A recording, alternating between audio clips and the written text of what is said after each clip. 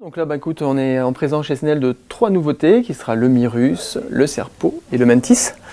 Donc 3 skis bien différents.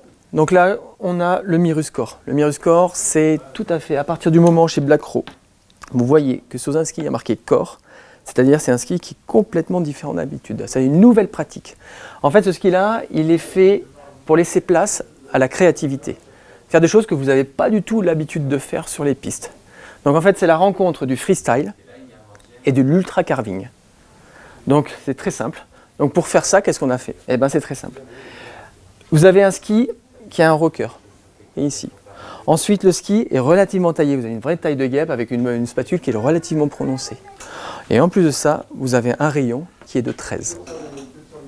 Donc ensuite, si vous voulez un ski, donc l'idée sur ce ski-là, c'est de faire des choses que vous n'avez pas l'habitude de faire. Ça peut être quoi? Du switch carvé en switch, pourquoi pas. Ça pourrait être prendre une prise de quart, cintrer le ski pour presque remonter dans la pente et pourquoi pas faire 360 sans partir en dérapage et repartir dans la pente, ça peut être ça. Ça pourrait, en fait, c'est pour faire aussi du bord de piste. C'est pour faire vraiment énormément de choses qu'on n'a pas l'habitude de faire. Alors ce ski-là, forcément, si vous souhaitez le tester, par rapport à un style de piste, généralement, on le prend à sa hauteur, voire plus grand, celui-là, on le prendra un petit peu en dessous. Moi, je fais 1m85, j'essaierai sûrement le 178. Ça serait vraiment le ski qui serait adapté pour ça. Donc voilà. Après, vous avez vu sur le shape, par contre, c'est un ski qui est très facilement reconnaissable déjà par sa couleur, par la forme de sa spatule, tout ça, c'est esthétique, et aussi par sa queue de pie. Donc aucune fonctionnalité par rapport au ski, c'est vraiment esthétique. Donc voilà, c'est une nouvelle façon de skier.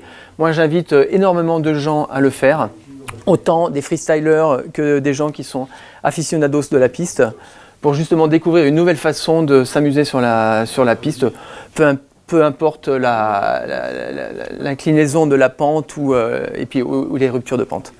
Voilà. Donc ça c'est vraiment ce ski là, donc ça on est vraiment, à partir du moment où vous voyez des lignes qui sont très fines sur les skis Blacro cette année, ça symbolise l'élégance, ce sont les skis de piste. À partir du moment où vous avez des skis et des traits qui sont un peu plus épais, donc c'est un côté la marinière bretonne, le côté casual, donc ça ce sont des skis tout-terrain, le Serpo est tout-terrain. Et puis vous savez très bien qu'à partir du moment où vous avez un ski qui est color block, peu importe sa largeur, c'est un ski de rando, comme celui-là le Mantis.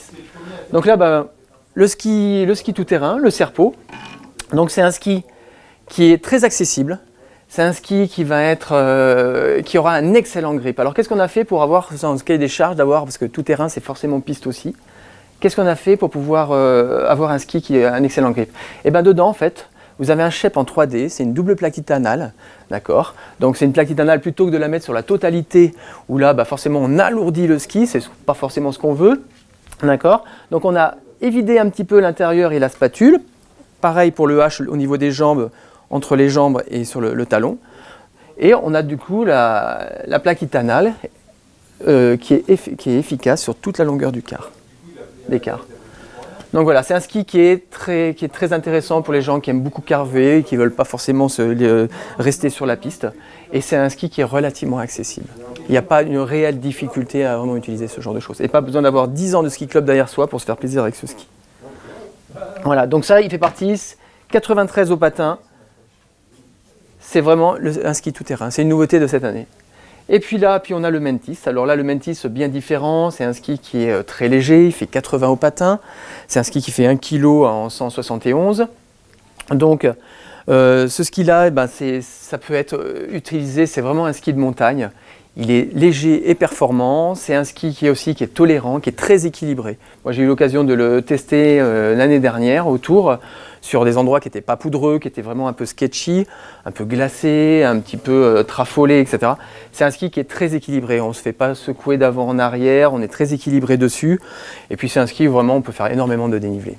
Et puis comme tous les skis que tu utilises, qui sont un peu très typés sur la vitesse et sur on a quand même pareil, hein, on ne supporte pas de dépoter en enlevant le ski, donc la petite encoche forcément pour pouvoir être assez rapide dans les manips. Donc voilà, c'est vraiment des skis ça c'est vraiment une nouveauté, donc qui remplace le Vastus, d'accord, et puis qui est vraiment un ski qui est très très léger, 1 kg c'est assez léger et assez confortable. Donc voilà, ça c'est vraiment les 3 skis qui sont présents chez Snell, si vous voulez venir les voir. Vous avez des skis sauvages qui se font pendant tout l'hiver. Donc un petit peu tous les week-ends. Je vous invite à venir les tester. Et puis voilà quoi, tout simplement.